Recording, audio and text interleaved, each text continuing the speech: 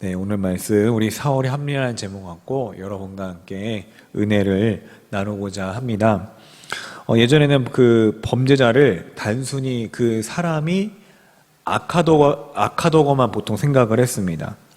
그런데 우리가 점점 시대가 바뀌면서 그 범죄자가 그렇게 된 어떤 성장 배경, 과정, 어떤 사회 환경, 구조 이런 것들을 조사하면서 그 사람을 많이 분석하기 시작했습니다. 어떻게 보면 이런 것을 가지고서 그 범죄자가 어떻게 행동할지를 예측하는 그런 프로파일링이 이제 가능해진 것이겠죠. 그런데 그 사람의 자라 환경이 불행하다, 또는 성장 환경이 불행하다, 또는 사회 구조가 악하다고 그거에만 너무 집중하다 보면은 이 딜레마가 생깁니다. 무슨 딜레마냐면 그 죄를 지은 사람은 정말 나쁜 사람이 아니란 겁니다. 그 누구도 어떤 범죄가 잘 할지라도 정말 그렇게 할 수밖에 없는 이유가 다 있다는 것입니다. 정말 하지만 또 하나의 딜레마는 뭐냐면 같은 환경과 같은 상황일 때 어떤 사람은 똑같이 어렵고 힘들고 불우한 환경을 겪었음에도 불구하고 악한 길에서 선한 길로 갈 수 있다는 것을 우리가 보게 됩니다. 그러므로 어떤 것으로도 사실 범죄 자체를 합리화할 수는 없는 것입니다. 오늘 사울의 범죄 사건도 어떻게 보면 합리화할 수 없는 그런 범죄였습니다. 오늘 말씀에서 범죄의 시작은 이 사울이 사무엘로부터 하나님의 명령을 들음으로써 시작이 됩니다. 그 말씀은 바로 아말렉 족속을 진멸하라는 것입니다. 이 아말렉 족속은 이스라엘의 남쪽 광야에서 살던 이 족속으로서 그렇게 진멸하라고 하나님께서 명령하신 것은 약 그들이 400년 전쯤에 이스라엘 백성이 이집트를 탈출한 지 얼마 안 되었을 때 그 이스라엘 백성들을 공격함으로써 그들의 마음 가운데 어려움을 주었고 또 그 이스라엘 백성들을 위기에 처하게 했기 때문에 하나님께서 그들을 진멸하라고 하신 것입니다. 우리가 볼 때는 하나님이 400년 전에 그런 사건을 갖고서 어떻게 이렇게 뒤끝이 있느냐 이렇게 말할지도 모르겠지만 이 하나님은 자신의 사랑하는 백성을 계속 돌보시고 끝까지 사랑하신다는 것을 우리가 알 수 있고 또한 그렇게 그들에게 힘듦과 어려움을 줬던 그들을 용서할 수 없다는 것을 그런 공의 하나님인 것을 우리가 보게 되는 것입니다. 그래서 사울이 하나님의 명령을 그래도 처음에 잘 지킵니다. 그래서 이 전쟁에 나가기 전에 이 백성들을 다 불러 모으고 소집합니다. 보병이 몇 명이요? 20만 명이요? 유다 사람이 10,000명입니다. 상당히 많은 숫자가 모였습니다. 사울은 그 아말렉을 치기 전에 아말렉에 거주했던 이 겐 사람들한테 가서 그들에게 너희가 빨리 우리가 이곳을 칠 테니까 빨리 피신하라고 하면서 그들을 피신을 시킵니다. 그렇게 겐 사람들을 피신을 시킨 것은 옛날에 모세의 장인 이드로가 바로 어디 사람이요? 겐 사람이기 때문에 그렇습니다. 그래서 이 이드로가 겐 사람의 이드로가 이 모세에게 실질적인 조언과 도움을 많이 주었고 또 이스라엘 백성에게 많은 큰 도움을 주었기 때문에 사울이 그렇게 행동을 한 것입니다. 그리고 이 겐 사람이 피하자마자 조금 있다가 바로 어떡합니까? 본격적으로 사울의 군대가 그 아말렉을 진멸하기 시작합니다. 근데 전쟁은 누구에게 있습니까? 하나님께 속해 있습니다. 그렇기 때문에 하나님의 명령이기도 하기 때문에 그 이스라엘 군대가 거침없이 아말렉을 공격하기 시작하니까 아말렉이 속수무책으로 다 진멸을 당하기 시작합니다. 그래서 결국에 그 사울이 왕을 사로잡았습니다. 아가왕을 사로잡았습니다. 여기까지 너무 좋았습니다. 너무 좋고 너무 훌륭했는데 한 가지 좀 아쉬운 것은 갑자기 그의 마음 가운데 욕심이 생겼습니다. 무엇이냐면 거기 가보니까 좋은 양, 염소, 진귀한 보물들이 너무 많은 거예요. 그래서 이 사울은 이 고민을 하던 끝에 이 진귀한 것들, 가장 좋은 것들은 자신이 다 취하고 이스라엘이 다 취하게 하고 안 좋은 것들은 다 진멸을 시킵니다.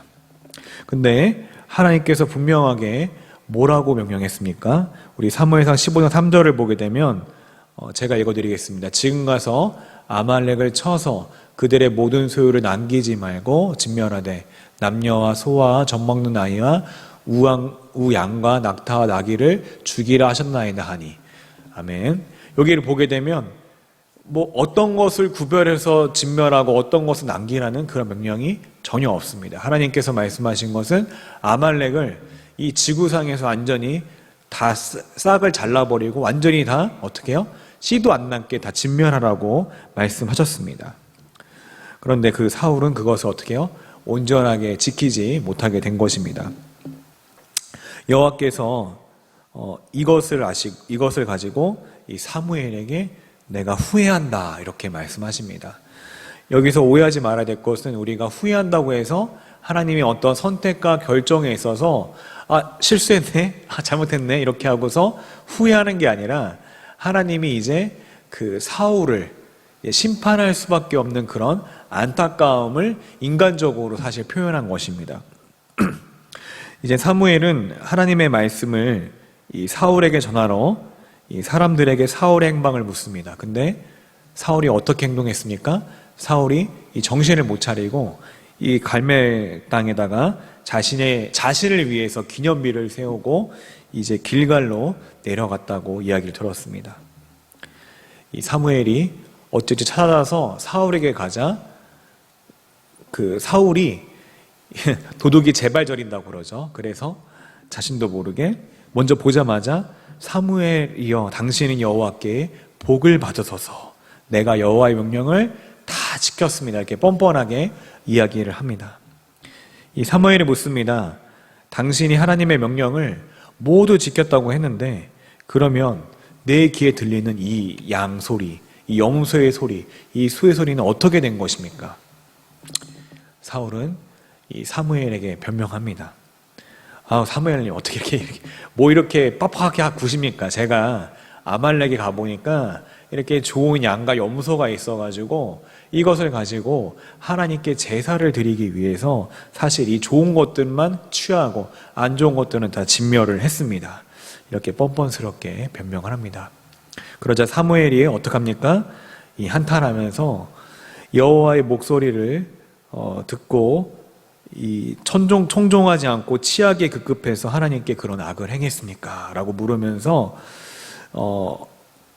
이에 막 또 묻자 또 똑같이 사울이 하나님께 가장 좋은 것으로 길갈에서 제사를 드리려고 이 모든 것들을 가져갔다고 또 변명합니다. 변명을 하고 또 변명하죠. 여기에서 사무엘은 그 유명한 말을 남깁니다. 뭐요? 순종이 뭐보다 낫고 제사보다 낫고 듣는 것이 순양의 기름보다 나으니 당신이 여호와 하나님을 먼저 버렸으므로 이제 하나님께서 이 당신을 버려서 왕이 되지 못하게 하실 것입니다 라고 이야기합니다. 이쯤 되면 이제 사울이 정말 회개하면서 매달려도 이제 모자랄 판에 아직 정신을 못 차리고 또 변명합니다. 내가 잘못은 했습니다. 그런데 내가 명령을 어긴 것은 단순히 내가 이렇게 죄를 어긴 것이 아니라 내 주위에 있는 저 백성들이 두려워서 이 백성의 말을 따랐을 뿐입니다. 그러니 나의 죄를 용서하고 나와 함께 돌아가서 여호와께 같이 경배합시다. 이렇게 말하는 모습을 볼 수 있습니다. 사무엘은 이 사울의 말을 듣지 않고 다시 한번 사울이 하나님을 버렸고 또 그가 먼저 하나님을 버렸으므로 하나님도 그를 버려서 이스라엘의 왕이 되지 못하게 하실 거라고 다시 한번 말하면서 돌아가려 합니다. 그럴 때 이 사울이 사무엘의 겉옷을 붙잡으면서 다시 애원합니다. 근데 얼마나 세게 잡았는지 그 겉옷이 어떻게 됩니까? 찢어지게 됩니다. 이 찢어지는 것을 보면서 사무엘이 오늘 이스라엘 나라가 왕에게서 이렇게 떼어서 왕보다 나은 왕에게 주게 될 것입니다 라고 예고하는 모습을 볼 수 있습니다. 그럼에도 불구하고 이 정말 뻔뻔스럽게 또 사울은 자신의 죄를 구하는 게 아니라 애통해하는 것이 아니라 자신의 왕으로서 어떤 체면을 이렇게 생각을 해서 돌아가서 이스라엘 백성과 이 장로들 앞에서 자신을 좀 높여달라고 그리고 같이 좀 여호와께 한번 경배해달라고 다시 또 간청합니다. 이에 마지못해서 어쩌면 이 사울보다 이 이스라엘 백성들의 어떤 사기나 이런 것을 위해서 같이 사무엘이 이제 제사를 드리러 가게 되고 사무엘은 다시는 이제 사울을 보지 않게 됩니다. 여러분 오늘 말씀에서 사울이 이제 지금 말고 전에 제사를 사무엘이 오기 전에 기다리다가 이제 먼저 드림으로써 하나님께 범죄했고, 이번에도 어떡합니까? 하나님께 온전하게 그 순종하지 못한 것으로 말미암아 그가 버림을 받게 되었습니다. 정말 그가 하나님이 세운 왕으로서 부적합한 모습을 오늘 말씀을 통해서 볼 수가 있는 것입니다. 그러면 오늘 말씀에서 사울이 순종하지 못하는 게 다시는 그 왕을 못하게 될 만큼 정말 그렇게 큰 죄인가 하는 사실 의문이 조금씩은 들게 됩니다. 왜냐하면 이 사울이 사무엘을 대신해서 이 급하게 좀 제사를 드리게 된 것은 어찌 보면 정말 상황이 다급하기도 한 것처럼 보입니다. 우리가 왕일지라도 어쩌면 그런 실수를 했을 것만 같습니다. 또 하나는 이번에도 그 하나님이 진멸하라고 한 것도 사실은 뭐 다 안 지킨 게 아니라 부분적으로 지킨 것도 같고, 또 사울이 어떤 일을 합니까? 이 하나님의 마음을 읽어서 갠 사람을 또 피신을 시키기도 하고, 이런 좋은 모습도 사실은 보여줍니다. 그런데 이렇게 두 번 순종하지 못한 것이 이 나라의 왕의 그런 자리에서 쫓겨날 만큼 왜 이렇게 중요한 죄일까요? 그것은 바로 이 순종하지 못하는 모습이 그 근본에는 그 자신을 우상으로 섬기는 그런 마음이 있기 때문에 그렇습니다. 또한 하나님이 그 사람의 어떤 표면적인 모습만 보는 게 아니라 뭘 보십니까? 그 사람의 마음의 중심을 보시는 분이시기 때문에 그렇습니다. 오늘 말씀 사무엘상 15장 15절에서 보게 되면, PPT 좀 띄워주시죠. 이렇게 15장 15절 보게 되면 이 사무엘이 사울을 만나려고 아침에 일찍 일어났더니 어떤 사람이 사무엘에게 말하여 이르되 사울이 갈멜에 이르러 자기를 위하여 기념비를 세우고 발길을 돌려 길갈로 내려갔다 하는지라. 아멘. 이 말씀을 보면 사실 뭘 볼 수 있습니까? 이 사울의 어떤 본심을 볼 수가 있는 것입니다. 이 사울은 정말 만약에 사무엘에게 말한 대로 자신이 하나님께 정말 좋은 것으로 제사를 드리려고 다 진멸하지 않고 좋은 그 아말렉에서 좋은 것을 취한 것이라면 사실 갈멜 땅에서 가장 먼저 해야 됐을 게 무엇입니까? 바로 자신을 위해서 기념비를 세우는 것이 아니라 바로 하나님을 위해서 제단을 쌓고 제물을 드려야 했습니다. 가장 먼저 행동을 하고 가장 먼저 한 것이 자신을 위해 기념비를 세웠단 말이죠. 또 뿐만 아니라 이 사울 자신이 굉장히 자신을 어떻게 하면 높이는, 기념비를 세움으로써 높이는 것을 우리가 볼 수 있습니다. 또 하나 말씀 사무엘상 15장 30절을 보면 사울이 이르되 내가 범죄하였을지라도 이제 청하옵나니 내 백성의 장로들 앞과 이스라엘 앞에서 나를 높이사 나와 함께 돌아가서 내가 당신의 하나님 여호와께 경배하게 하소서 하더라. 아멘. 이 구절을 보게 되면 내가, 나, 이 표현이 몇 번 나옵니까? 5번 이상 나오는 모습을 볼 수 있습니다. 그만큼 사울은 하나님이 승리하게 하셔서 분명히 이기게 하신 사건에도 불구하고 계속해서 내가, 나를 점점 우상화시키는 모습을 우리가 이 구절들을 통해서 볼 수가 있는 것입니다. 사실은 아담과 하와의 죄도 이와 동일합니다. 우리 창세기 3장 5절을 보게 되면 한번 읽겠습니다. 시작. 너희가 그것을 먹는 날에는 너희 눈이 밝아져 하나님과 같이 되어 선악을 알 줄 하나님이 아심이라. 아멘. 이 말씀에서 뱀이 사람을 유혹할 때 어떤 유혹을 합니까? 너희가 이걸 먹으면, 먹지 말라고 했냐? 이걸 왜 먹지 말라고 했냐면 이걸 먹으면 너희가 하나님처럼 눈이 밝아져서 정말 하나님과 같이 될 것이다 라고 이야기하는 것입니다. 우리 이 죄의 본질은 무엇이냐면요, 내가 하나님처럼 되고자 하는 마음입니다. 또 반대로 하나님을 낮춰서 나보다 밑에 두는 것이 바로 이 죄의 본질인 것입니다. 이 페르시아 제국 같은 큰 제국은 너무나 크기 때문에 어떡합니까? 이 제국을 다스리면은 황제 혼자 다 다스릴 수가 없습니다. 그래서 각 지역마다 자신의 통치권이 잘 닿지 않은 각 지방마다 이 분봉왕처럼 왕을 두어가지고 그들이 그 지역을 다스리게 했습니다. 그리고 그 지역에 어떤 그 황제의 얼굴을 새긴 그 신상 같은 걸 두게 됩니다. 그래서 여기서 이 지역마다 분봉왕들이 있는데 이 왕들이 그 지역에서 뭡니까? 그 지역에서 거의 신입니다. 자기가 하고 싶은 대로 마음대로 군사를 움직일 수도 있고 먹을 수도 있고 취할 수도 있고 마음대로 할 수가 있습니다. 그렇지만은 자신이 이렇게 점점 이런 자아 도취를 하면서 있다가 어떤 황제가 있다는 생각을 망각하고 황제에게 반역의 칼날을 들이대는 순간 어떻게 합니까? 자신의 목은 어느 순간 댕강 이렇게 잘려져 있는 것입니다. 그처럼 우리가 어떻게 보면 죄라는 것은 하나님께 반역하는 것임을 우리가 알 수 있습니다. 그런데 우리도 오늘 말씀에서 사울처럼 우리 스스로 죄를 많이 짓고 또 죄를 합리화할 때가 사실 많이 있습니다. 또 변명합니다. 사람 앞에서 하나님 앞에서 정직하지 못하고 끊임없이 변명하고 합리화하고 욕심을 부리는 모습들이 있습니다. 욕심을 부리고 그것을 취할 때는 굉장히 달콤하지만 그 결과는 어떻습니까? 굉장히 참혹하고 끔찍합니다. 우리의 영혼을 젖먹게 하고 내가 좋아 보였던 그것을 취했는데도 불구하고 내가 기쁘거나 행복하지 않고 오히려 그것이 나를 불행하게 만듭니다. 오히려 하나님과의 관계로부터 나를 점점 멀어지게 하는 것입니다.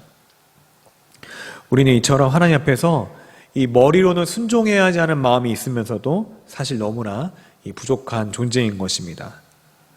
그러나 그럼에도 불구하고 이 감사한 것은 바로 우리 주 예수 그리스도는 우리가 온전하게 순종하지 못할 것을 아시고 이 땅에 오셔서 이 우리를 대신해서 하나님 아버지의 모든 율법과 모든 계명을 다 지키셨습니다.